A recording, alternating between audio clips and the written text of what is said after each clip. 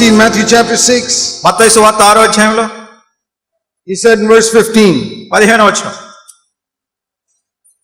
if you do not forgive others, if you forgive others, my Father will forgive you. Verse 15, if you don't forgive them, my Father will not forgive you.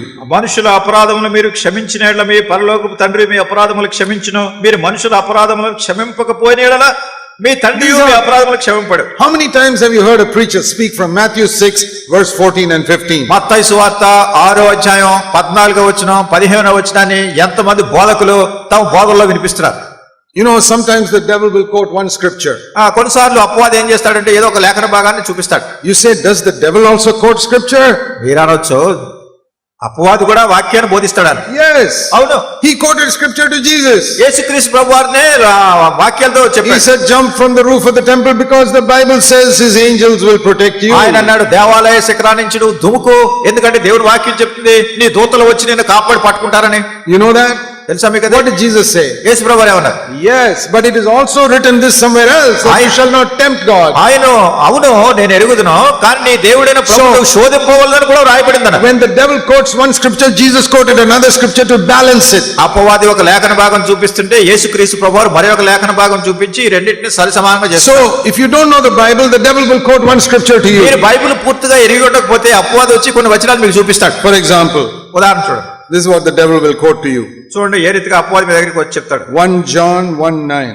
1 యోహాను 1వ అధ్యాయం 9వ వచనం. If we confess our sins, God is faithful to forgive us our sins and cleanse us from all unrighteousness. మన పాపములను మనం ఒప్పుకున్న యెడల ఆయన నమ్మదగిన వాడు నీతిమంతుడు గనుక ఆయన మన పాపములను క్షమించి సమస్త దుర్నీతి నుండి మనలను పవిత్రులుగా So we have to confess our sins to God. మన పాపాలు దేవునితో ఒప్పుకోవాలి. But that is only one scripture. అది ఒక లేఖన భాగం. అది Here is the other scripture. మరి ఒక లేఖన భాగం. Matthew 6 verse 14. మత్తయి సువార్త 6:14. When does your Father forgive you? ఎప్పుడు మీ తండ్రి మిమ్మల్ని క్షమిస్తాడు? Matthew 6 verse 14. మత్తయి సువార్త 6వ అధ్యాయం 14వ వచనం. If you forgive men their transgressions, then your heavenly Father will forgive you. మనుషుల అపరాధములను మీరు క్షమించిన యెడల మీ పరలోకపు తండ్రియు మీ అపరాధములను క్షమించును. Again, these are like two sides of a coin. మరలా ఇది నాణేకి రెండు వైపులు ఉన్నట్టుగా ఉంది. One side, ఒక పక్కన confess your sin to God. దేవుని దగ్గర మీ పాపాలు ఒప్పుకోవాలి. Other side, వేరే పక్కన forgive others. ఇతరులకు క్షమించాలి. Then only you will be forgiven. అప్పుడే మీకు క్షమాపణ కలుగుతుంది. But most preachers will only quote that one side. అనేక మంది బోధకులు ఏం చేస్తారంటే ఒక పక్క దాన్నే బోధిస్తుంటారు. Why is that? ఎందుకది? What about the other side? Isn't that also in your Bible? మరి వేరే పక్కన ఉన్నది కూడా మీ బైబిల్లో లేదా? And those what Jesus said. యేసు ప్రభువారు చెప్పింది ఇది కూడా. I believe there are many believers sitting in churches today whose sins are not forgiven. ఈ దినాల్లో అనేకమైనటువంటి సంఘాల్లో కూర్చుని అనేక మంది విశ్వాసులు కూడా వాళ్ళ పాపాలు క్షమించబడలేదు. Because they are living on 1 John 1:9. ఎందుకంటే 1 యోహాను 1:9 మీద ఆధారపడి And they have జీవిస్తున్నారు. not read Matthew 6:14. మత్తయి సువార్త 6:14 వీళ్ళు చదవట్లేదు. They say Jesus is a liar. వాళ్ళు అన్నారు యేసు ప్రభు అబద్ధికుడు. Very serious sin to call Jesus a liar. యేసుక్రీస్తు ప్రభువుని అబద్ధికుడు అంటం అనేది చాలా చాలా తీవ్రమైనటువంటి పాపం. He said very clearly in Matthew 6:15. మత్తయి సువార్త 6:15 If you do not forgive others, your heavenly Father will not forgive you. మీరు మనుషుల అపరాధములను క్షమింపకపోయిన యెడల మీ తండ్రియు మీ అపరాధములను క్షమింపడు. Read that verse. చూడండి వచనం చదవండి. Is he talking about unbelievers or believers? Read the verse and tell me. ఇది అవిశ్వాసుల విషయంలో చెప్తున్నారా విశ్వాసుల విషయంలో చెప్తున్నారా? చెప్పండి. Read it very carefully. చాలా జాగ్రత్తగా చదవండి. And tell me, is he talking to believers or unbelievers? ఆయన అవిశ్వాసులు చెప్తున్నారా విశ్వాసులు చెప్తున్నారా? What do you think? ఎవరితో చెప్తున్నారు? Only you got to look at one phrase, your Father, in that verse. ఇక్కడ మీ తండ్రి అనే మాట చూడండి. మీ తండ్రి. Your Father. మీ తండ్రి. Who is that? ఎవరైనా? All the people in the world? లోకంలో ఉన్న వాళ్ళందరికీ ఆయన తండ్రి. Is God the Father of everybody in the world? ఈ లోకంలో ఉన్న వాళ్ళందరికీ కూడా దేవుడు తండ్రిగా ఉన్నాడా? He is their creator. ఆయన సృష్టికర్త. He loves everybody. ప్రతి వాళ్ళు ప్రేమిస్తున్నాడు. But he becomes the father only of those who receive Jesus as their Lord. యేసుక్రీస్తు ప్రభువును తమ ప్రభువుగా అంగీకరించినటువంటి వాళ్ళకి ఆయన తండ్రి అవుతున్నాడు. To such people, అటువంటి వాళ్ళకి whose father is God, దేవుడే వాళ్ళకి తండ్రి. he says your father. ఆయన అన్నాడు మీ he తండ్రి. has become your father. మీ తండ్రి అయినాడు. But now even though he is your father, ఆయన మీ తండ్రి అయినప్పటికీ he will not forgive you. మిమ్మల్ని క్షమింపడు. Now can you go to heaven if God does not forgive you? ఒకవేళ దేవుడు మిమ్మల్ని క్షమింప క్షమింపకపోతే మీరు పరలోకానికి వెళ్ళగలరా? Do you think there's anybody in heaven today who came there without being forgiven by God? దేవుని చేత క్షమాపణ పొందకుండా ఎవరైనా పరలోకం వచ్చినాడు మీరు చూస్తారా? That is why it is so important before you die to forgive everybody. అందుకొరకే మీరు మరణించే ముందు ప్రతి వాళ్ళని క్షమించామన్న సంగతి నిశ్చయం చేసుకోవాలి. But we don't know when we are going to die. అది ఎప్పుడు చనిపోతాం మనకు తెలియదు. Don't wait till the last minute to forgive somebody. ఎవరినో క్షమించడానికి చచ్చిపోయే చివరి నిమిషం వరకు చూడకండి. Because even though you can forgive somebody in the last minute, ఎందుకంటే చివరి నిమిషంలో మీరు ఎవరైనా క్షమించినా గానీ, if you live 30 years without forgiving somebody, ఎవరినో క్షమించకుండా 30 సంవత్సరాలు జీవించారు, those 30 years you live without fellowship with God. ఈ 30 సంవత్సరాలు కూడా దేవునితో సహవాసం లేకుండా Then జీవిస్తున్నారు. last minute, like the thief on the cross, you say forgive me and you go to heaven. చివరిలో సిలువ మీద ఉన్నటువంటి దొంగ మాదిరిగా అతను క్షమించి ప్రభుని క్షమాపణ పొంది పరలోకానికి వెళ్తున్నారు. Do you want to go like that? అలా వెళ్ళాలనుకుంటున్నారా? I thought of it like this. I have thought of it like this. నేను ఎప్పుడు ఇలా అనుకున్నాను. Supposing I go to the thief who died on the cross and who went to paradise today. మరి ఈ దినాన్ని నేను ఆ సిలువ మీద ఉన్నటువంటి దొంగ చనిపోయి పరలోకానికి వెళ్ళేటువంటి వ్యక్తిని He's been in heaven for 2000 years. ఆయన 2000 సంవత్సరాలుగా పరలోకంలో ఉన్నాడు. And I ask him, నేను ఆయన అడుగుతాను, hey, tell me, చెప్పు నువ్వు are you happy? సంతోషంగా ఉన్నావా? He says, I'm happy and I'm sad. నేను లోపల సంతోషంగా ఉన్నాను. I'm happy because I was such an evil man, but Jesus forgave me. నేను ఎంతో దుష్టుడిగా ఉన్నప్పటికీ యేసుక్రీస్తు ప్రభువు నన్ను క్షమించారు, నేను సంతోషంగా ఉన్నాను. And I am in heaven for 2000 years now. 2000 సంవత్సరాలుగా నేను పరలోకంలో ఉన్నాను. I say, good. మంచిదే అంటాను. Then I ask him, why are you sad?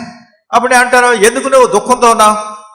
He says, I'm sad because I did not even have one day on earth to serve Jesus and to live for him and to show him my love on this earth. ఆయన ఏమంటాడంటే, నేను ఎందుకు దుఃఖంతో ఉన్నానంటే భూలోకంలో ఉన్నటువంటి దినాలన్నిటిలో ఒక్క దినం కూడా నేను దేవుణ్ణి సంతోషపెట్టలేదు, నేను దేవుణ్ణి సేవించలేదు, ఈ సంతోషకరమైన సంగతి ఇతరులకు చెప్పలేదు, దేవుని యొక్క ప్రేమను ఇతరులకు చూపించలేదు, అందుకు నేను దుఃఖంతో ఉన్నానంటాడు.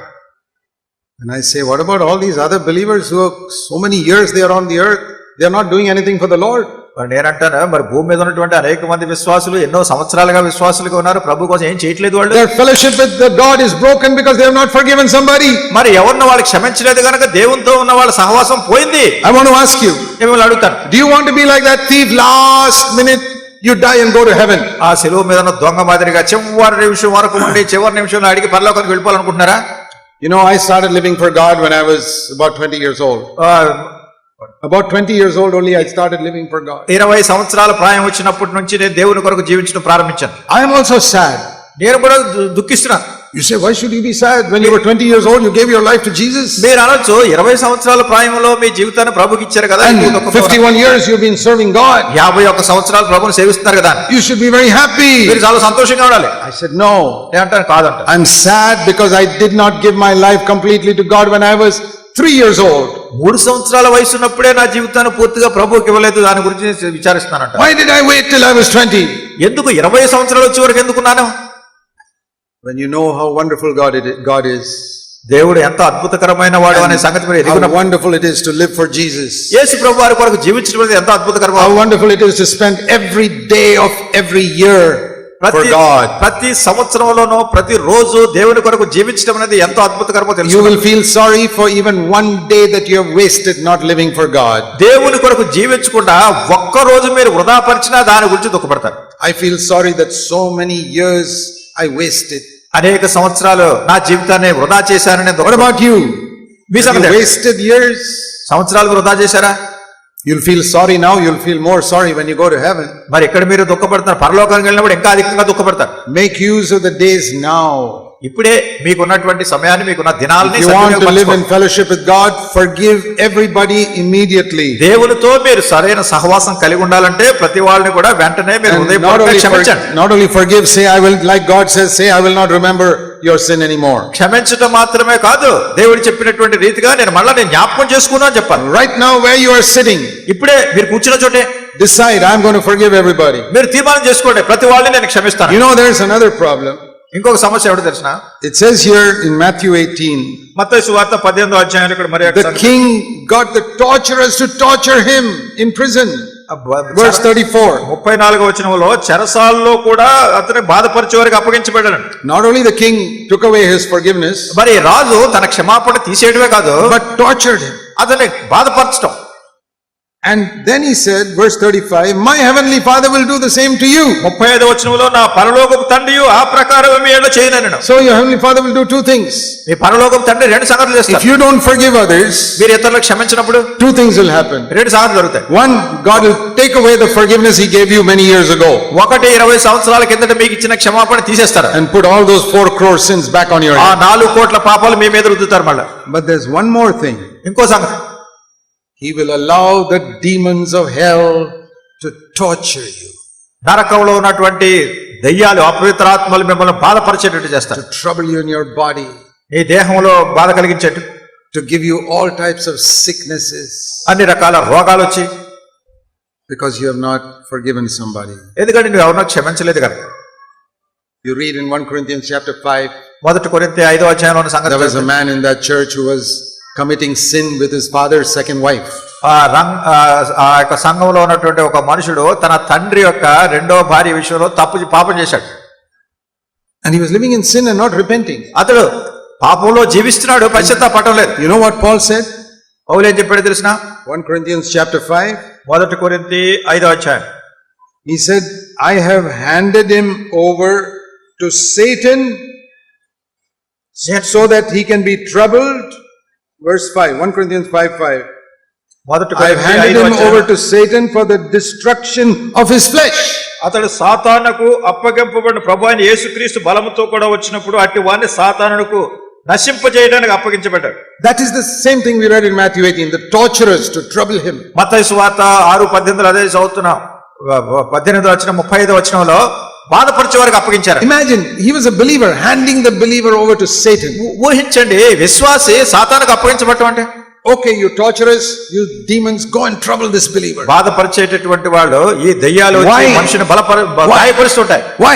ఎందుకు? Because he is living in sin and he is not repenting of it. ఎందుకంటే పాపంలో జీవిస్తున్నాడు, పశ్చాత్తాపడటం లేదు. He has not forgiven somebody. ఎవరినో క్షమించట్లేదు. He is living in secret adultery. అతడు రహస్యమైనటువంటి వ్యభిచార జీవితం జీవిస్తున్నాడు. He is sitting in front of the computer and watching all this pornography all the time. మరి కంప్యూటర్ ముందు కూర్చునే లైంగిక సంబంధమైనటువంటి చిత్రాలు, చెడు సంగతులు. Okay, you demons, go and trouble him. సరే, దయ్యాలు మీరు వెళ్ళి అతను బాధపరచండి. Harass him in his mind. తన యొక్క మనసంతా కూడా పాడైపోయింది. Don't let him sleep properly at night. రాత్రి సరిగా నిద్ర పట్టట్లేదు. Give him some sickness in his body. దేహంలో ఏదన్నా కష్టం, రోగం కలిగించాలి. Give him financial difficulty. ఆర్థిక సంబంధమైన ఇబ్బందులు కలగాలి. Trouble him, trouble him, trouble him. సమస్యలు సమస్యలు సమస్యలు. Who is doing that? ఎవరు చేస్తున్నారు? Your heavenly Father will do that to you. మీ పరలోకపు తండ్రి మీ విషయంలో చేస్తున్నాడు.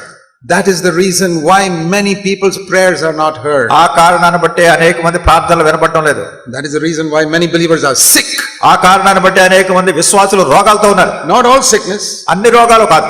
Some sicknesses are because we are living in a world which is under the curse. మరి కొన్ని సార్లు వచ్చే రోగాలు ఏంటంటే శాపంతో కూడినటువంటి లోకంలో మనం జీవిస్తున్నాం. Some sicknesses are because the demons are torturing you because you don't forgive others. కొన్ని రోగాలు మాత్రం ఇతరులు మీరు క్షమించట్లేదు కనుక దయ్యాలు వచ్చి మిమ్మల్ని బాధపరుస్తుంటున్నాయి.